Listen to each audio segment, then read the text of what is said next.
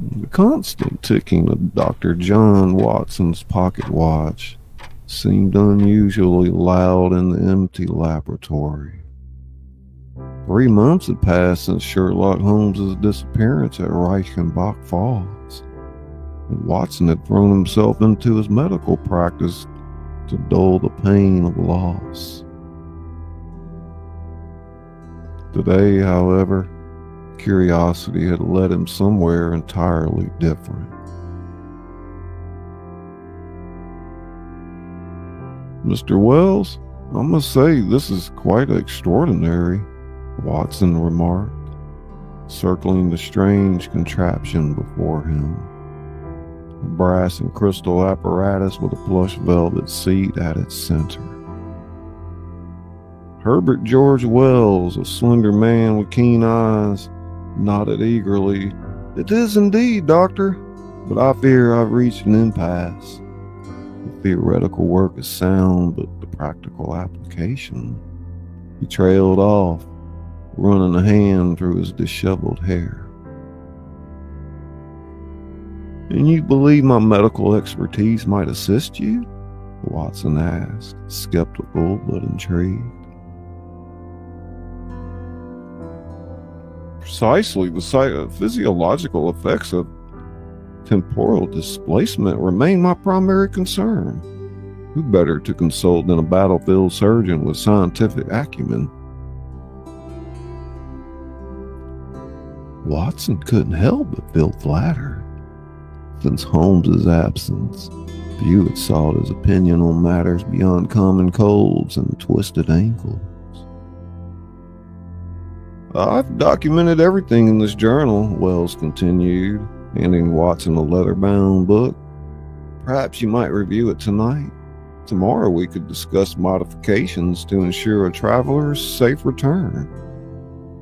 Watson accepted the journal with a nod, little realizing how this simple gesture would change everything.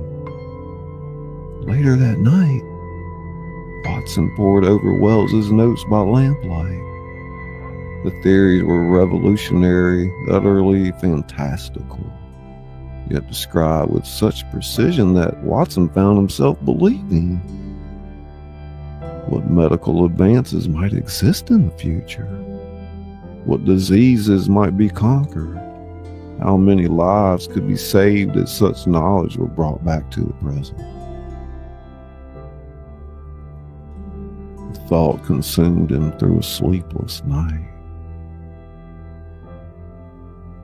Dawn found Watson back at Wells's laboratory, but the writer was nowhere to be found. The note on the workbench simply read, "Called away unexpectedly. Back tomorrow afternoon."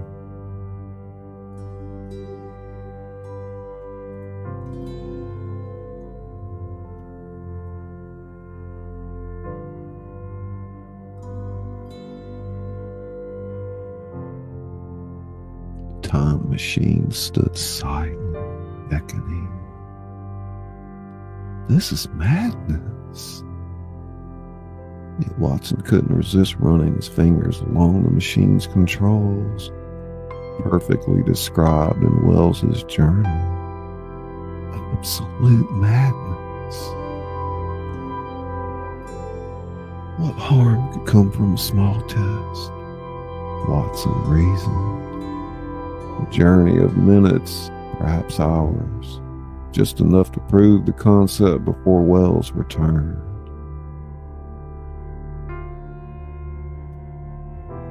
His medical bag clutched tightly in one hand, Watson settled into the velvet seat and set the crystalline dials to 100 years hence.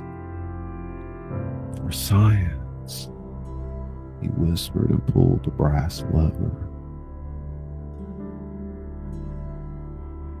The world dissolved into a kaleidoscope of light and sensation. Watson's stomach lurched as though he were falling from a great height, yet rising simultaneously. Time itself seemed to stretch and compress around him, decades flowing past like water. When the spinning finally stopped, Watson found himself in the machine in the corner of a sterile white room filled with devices he couldn't begin to comprehend. The young woman in form-fitting blue garments stared at him, her mouth agape. Holy nanotech! It actually worked. I beg your pardon? Watson managed, struggling to his feet. The Temporal Restoration Project. We've been attempting to reconstruct Wells's time machine for decades, but nobody believed. She circled him, eyes wide. And you're actually from when exactly? 1894, Watson replied, straightening his waistcoat with as much dignity as he could muster. London, and you are?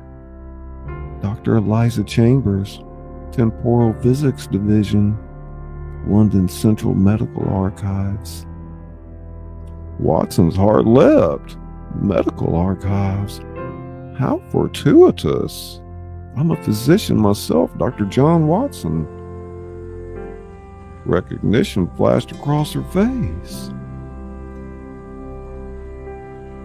Watson, as in... Never mind. What brings you forward, Doctor? Medical knowledge? Imagine how many lives could be saved by bringing future advancements back to my time. Eliza's expression darkened. I don't think that's wise, Doctor. Temporal contamination protocols are quite strict. Surely exceptions can be made when lives are at stake. Before Eliza could respond, an alarm blared. Red lights pulsed along the ceiling. They've detected the temporal anomaly. You need to return immediately. But I've only just arrived. Please, just a brief tour of your medical facilities. Eliza hesitated, then nodded quickly. Okay, 5 minutes, then you must go.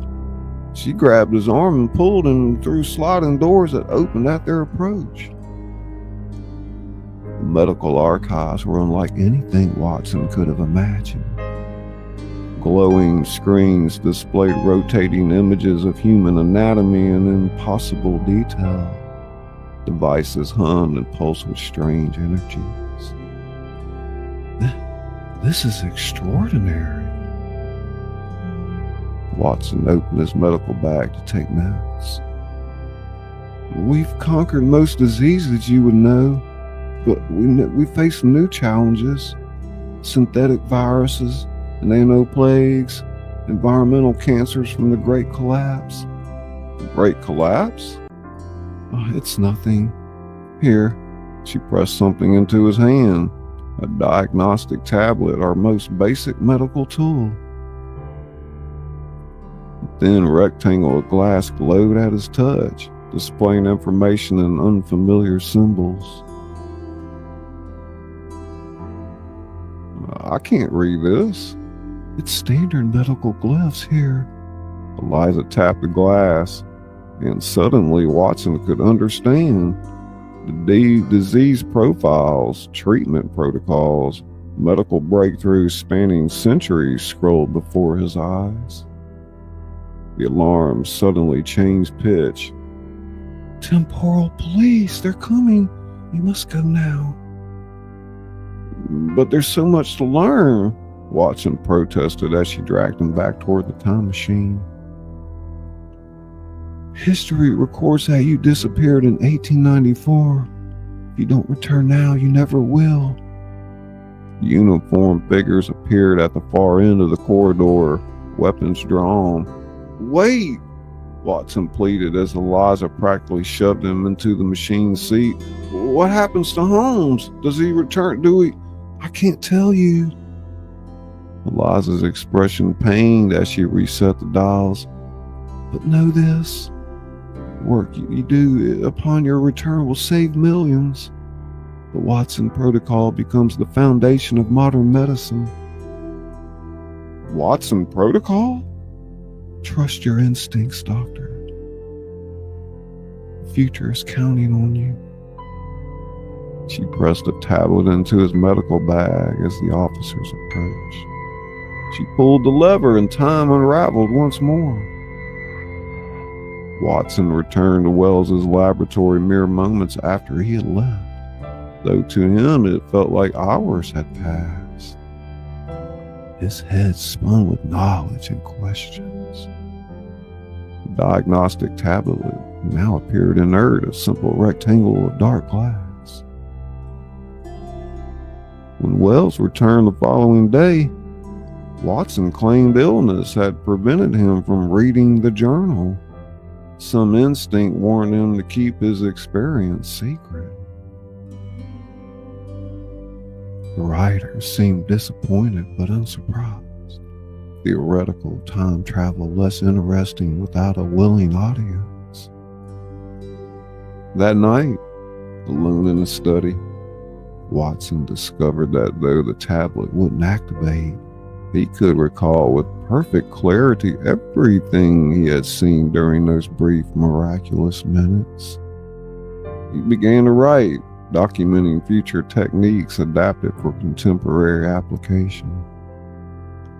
Antiseptic procedures, advanced surgical methods, early theories of antibiotics.